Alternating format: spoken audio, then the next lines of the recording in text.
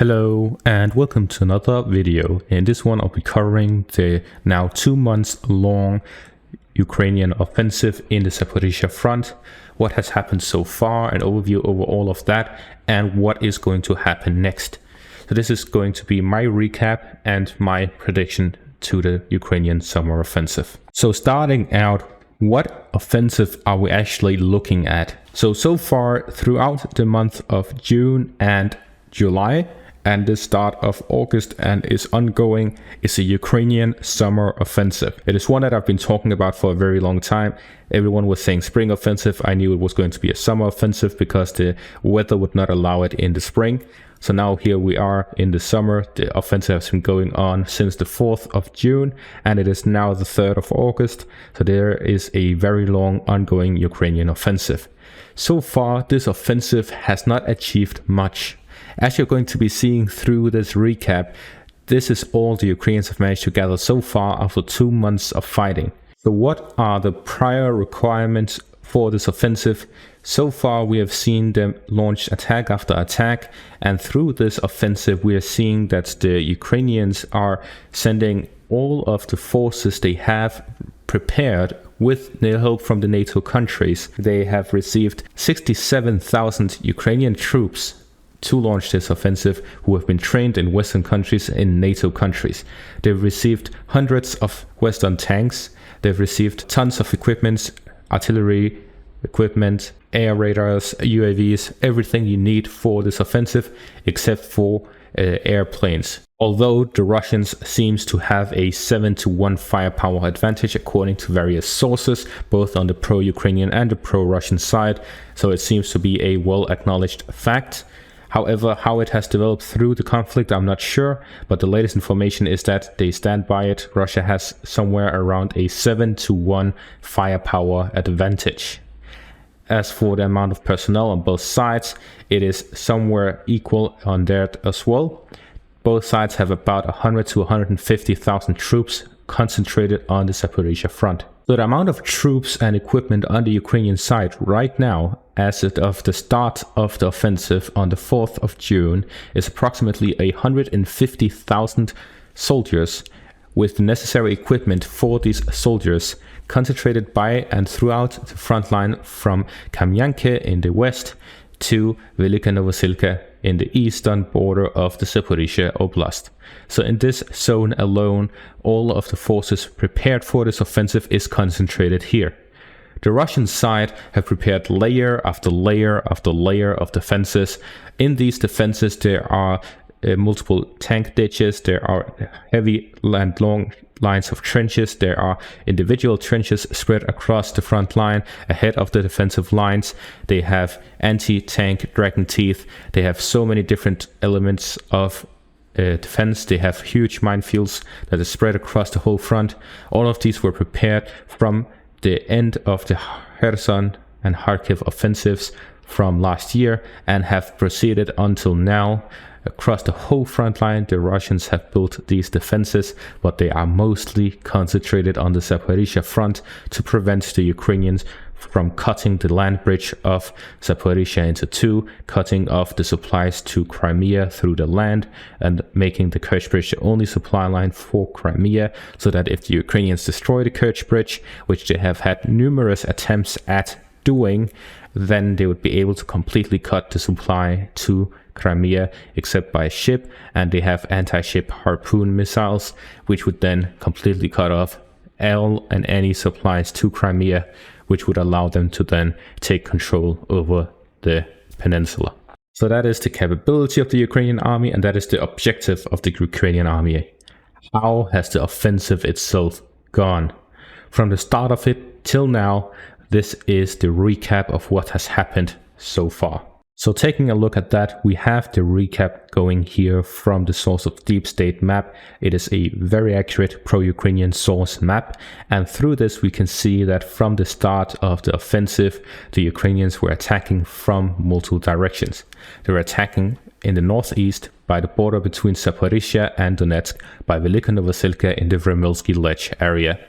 That is where they started their offensive. Then they have their push to the west of Orikhiv towards Lobkove, and they have the push south of Orikhiv, south of Novodanilivka in the direction of Robotyne. So these are the three axes of the Ukrainian attacks. So the first movements we saw was south of Velyka Novosilka, where they here managed to push and capture a few villages, and after a lot of grinding battles, they actually managed to capture more and more territory, push the Russians further and further back.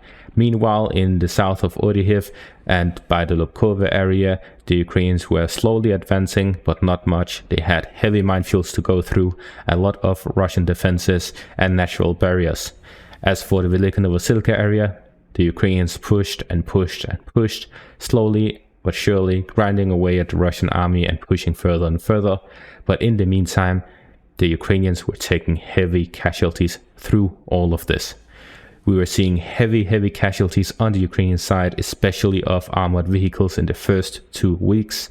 After that, there was less and less armored vehicles being destroyed and more infantry being used on the Ukrainian side.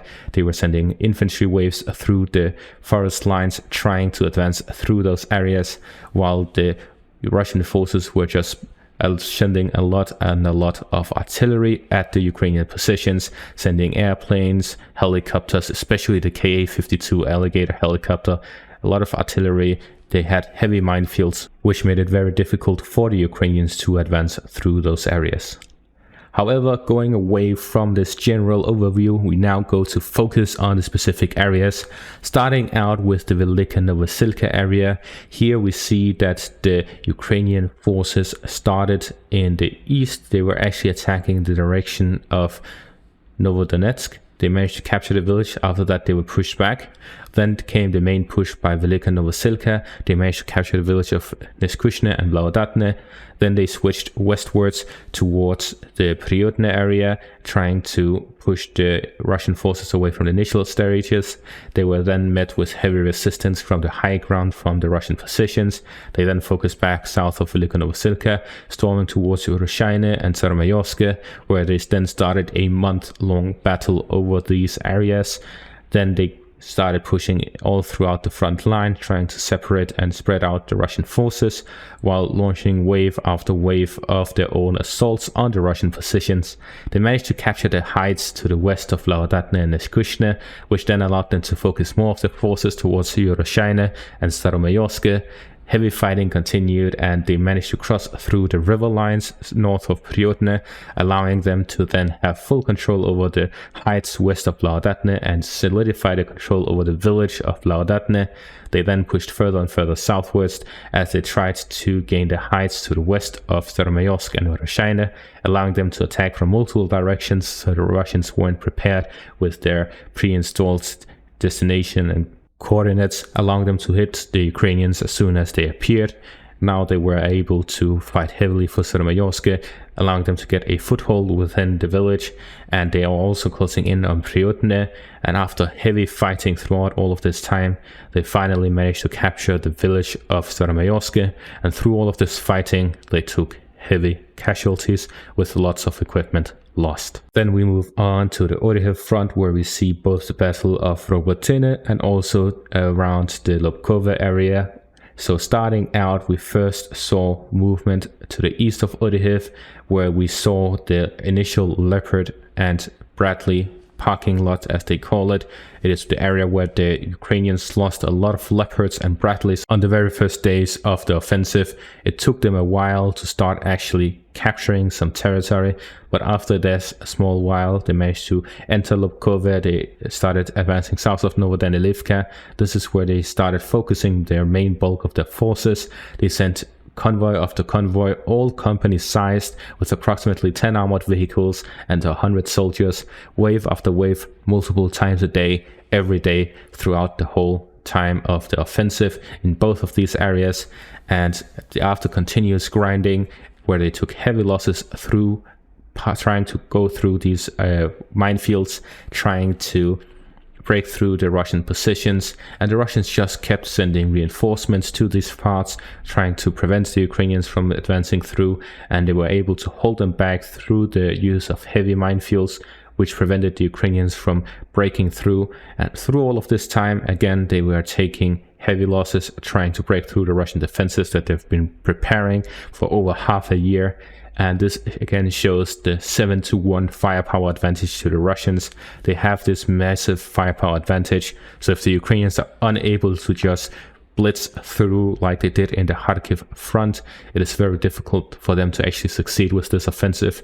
As a result of this stalemate-ish process of the offensive, the Ukrainians have been unable to properly break through the Russian defenses, and as such the Western backers have seen more and more dissatisfaction with the Ukrainian attempts at breaking through the Russian defenses, and are going on with complaints and asking the Ukrainians to speed up their offensive, to start with a major push, because so far they're holding back a significant part of their offensive power, as they do not wish to waste it on these minefields ahead of Russia's first major line of defense, the formal line of defense, as is seen south of Velyka in the southwestern corner. So through these months of the Russians holding back the Ukrainian offensive and the Ukrainians unable to get proper results, they are getting desperate the more time goes on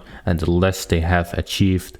So now they are going to look for a drastic measure so that they can make a major push, and that is where the Dnieper River comes in. So for a long time I have denied that the Ukrainians would attempt something across the Dnieper River, but now I see that it is the only way they can attempt to gain something from this offensive. As so far we are seeing that the Ukrainians are unable to break through the Russian defensive lines. Even if they manage to concentrate a major force in the Zaporizhzhia front, it will still be difficult for them to actually break through the Russian defenses. Therefore, going around it seems to be the most reasonable attempt. If we take a look at the Dnieper River after the blowing of the Novosilka Dam, we can see that the crossing was essentially impossible from that time. But with a lot of rain lately, there is the possibility that it is getting refilled and that they're able to cross using boats, or if they can manage to make some sort of pontoon crossing at some point of it, essentially getting a crossing across the Dnieper River and launching an offensive through there with an elite force that is their main goal being to cut Crimea completely from the Kherson region, and then making a major push by Zaporizhzhia, trying to cover the Russian forces from two directions and cutting off their supplies would be a very high risk, high reward sort of operation. If they fail, they would lose a major amount of their elite forces, and if they succeed, they could get massive results.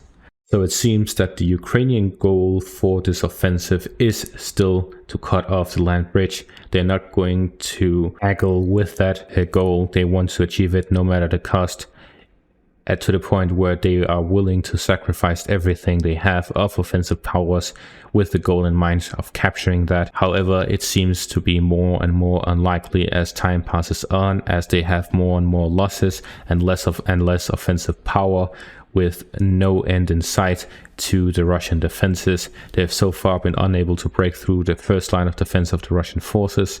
So it's going to be very interesting to see whether or not they'll be able to surprise everyone with a major offensive through the Dnieper River or somewhere else unexpected.